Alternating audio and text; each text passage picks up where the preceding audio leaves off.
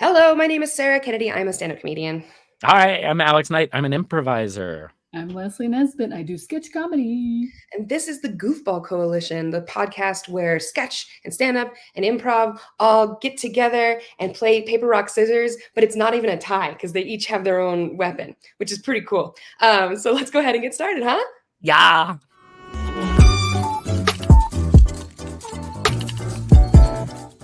Welcome to the Goofball Coalition, the podcast that lives where improv and stand-up collide. And now, here's your hosts, Alex Knight and Sarah Kennedy.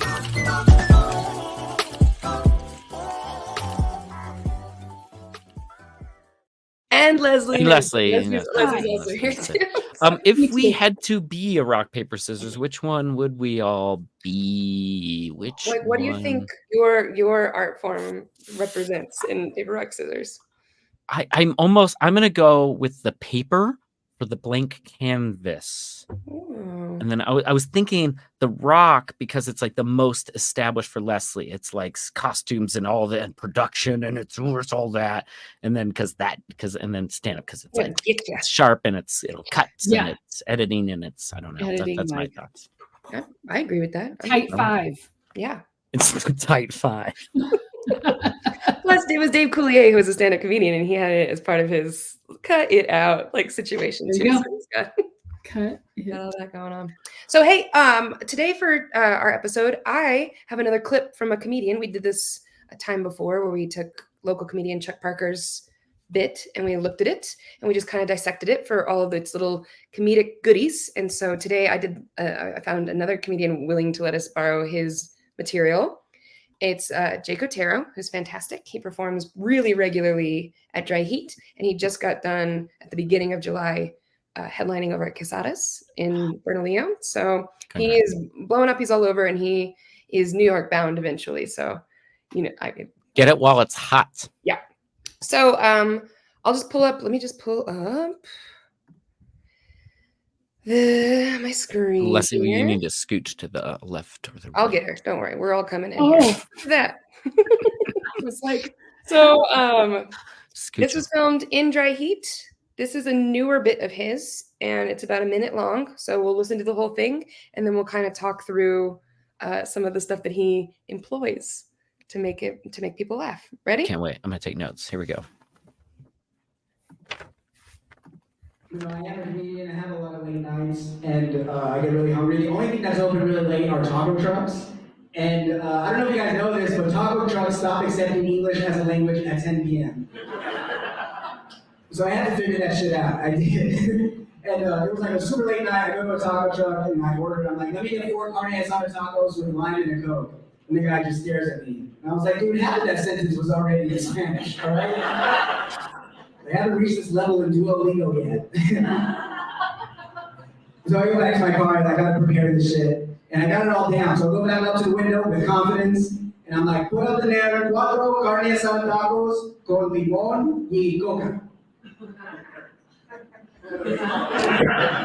And the guy's like, 10 minutos. I was like, okay, cool. So I feel all good, and my car already honks, and I go out and get the food. But I feel really bad because it took me forever to order, so I gotta spice it up a little bit. So I go up to the window and I'm like, Lo siento, señor, mi español es lo bueno. And he just stares at me and he goes, it's all good, man. Have a good rest of your night. I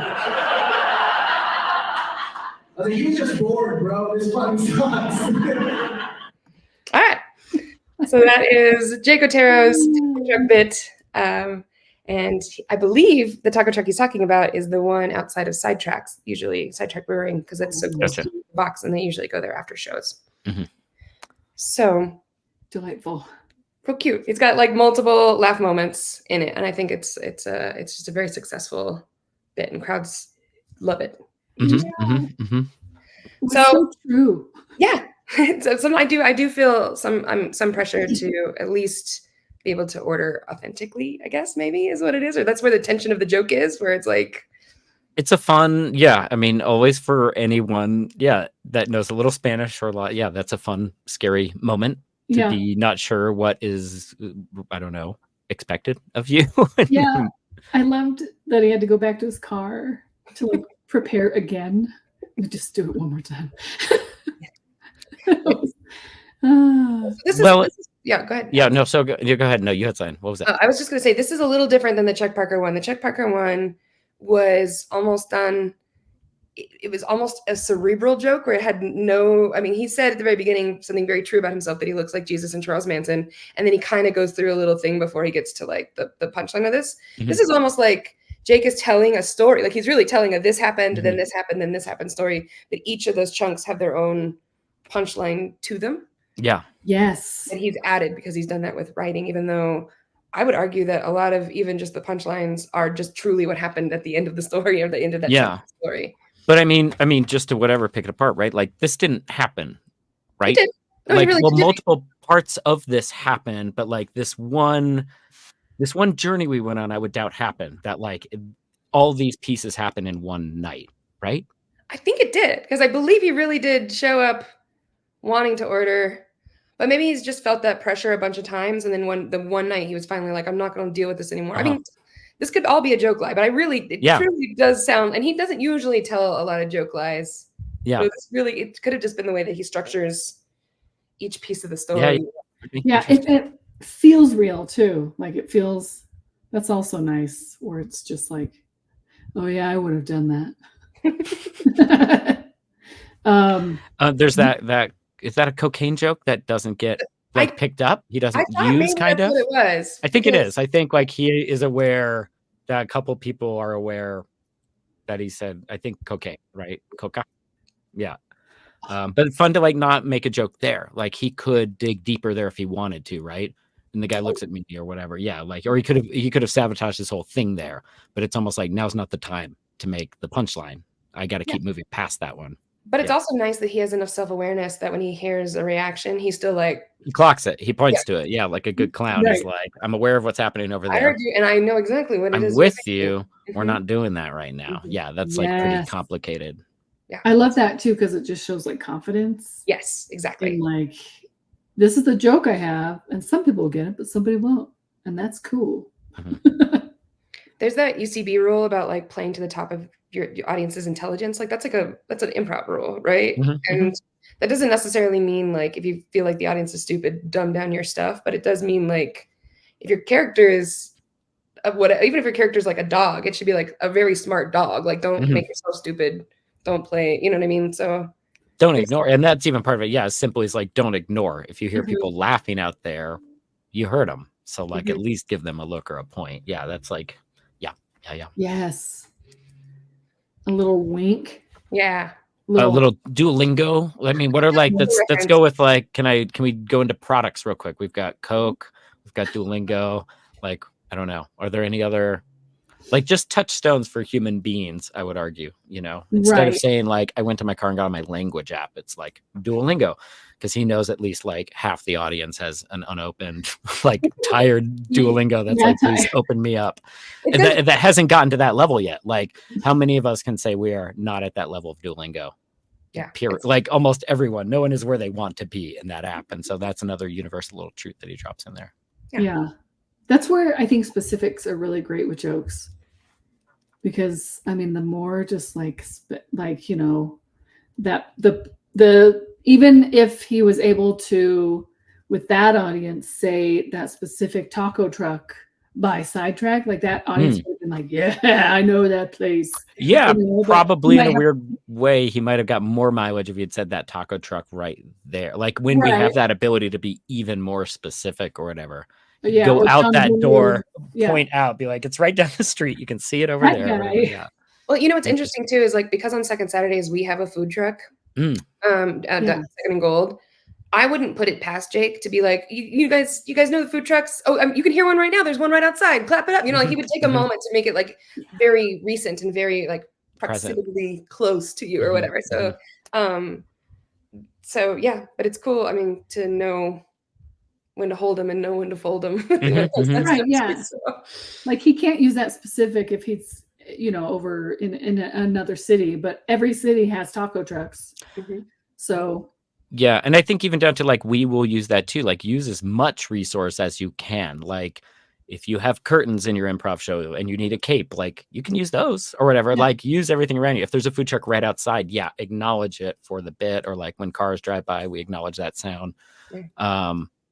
Yeah, like when we have that the bar pickup and we have people from certain parts of Albuquerque, then we can use all of those fun specifics just to call them out, which is great. There might be, is there an extra possible secret layer of joke where he asks for a Coke and in New Mexico, the Coke means any kind of drink? Like he could be more specific, like a Sprite, but he says a Coke, which if someone wanted to, they might laugh at that one too. That's another moment where he could, or whatever. Such good layers. That's the kind of joke too, and the kind of thing that you can keep hearing over and over again and then find those layers and be like, oh yeah, could mean this too, huh? I do like that he orders carne asada tacos too, because he does get that first big laugh about being like, come on, that was mostly in Spanish already. Like, if he had said chicken tacos, that alone would have been like, everything would have had to have been translated later. Right. So, I totally, when he said that, yeah, that's almost a fine joke. He could have stopped there and like moved on with his whole thing. Like, but fun. Like when you were helping me build a joke, it is really fun to like have your base plate, like or whatever your joke, and then to like find ways that you can hang these things on. Like he can put that thing in there, he can put the cocaine joke over there or whatever, and not have those things distract you from the ultimate goal. Like how do you make little dressing or little framing for your joke? Just because when you finally get to that guy being like, it's cool, man, whatever. Like, like, like what? You made me go through this? You made yourself go through this. You did this to yourself. Yeah, he doesn't make that guy a jerk, right? Yeah. That guy's not a jerk, really. And he even follows it up by being like, he was just bored. Like, that's such a great way to, like, explain the actions of somebody without it, like... Yeah, that he wasn't not answering him because he was, like, bored and putting him even through a test. He was just, like, high in the food truck and giving him a blank face. Yeah. After 10, right? It was after 10. Maybe he was tired. And he comes out as the bad guy or like the dummy. He's the one that's made the mistakes. Yeah, so he takes all the responsibility for the joke too in that way. Pretty cool. So cool. Gotta see Jake. If he's on a lineup, go see him. He's really good. Yes.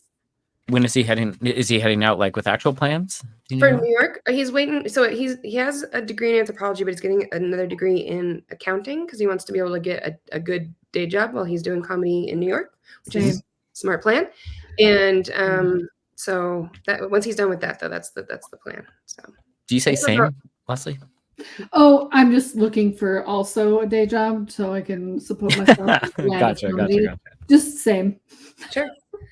Well, the world needs more accountants, so it's totally worth it to be able to do other people's taxes. Yeah, that's true. Cool. Any other thoughts about this?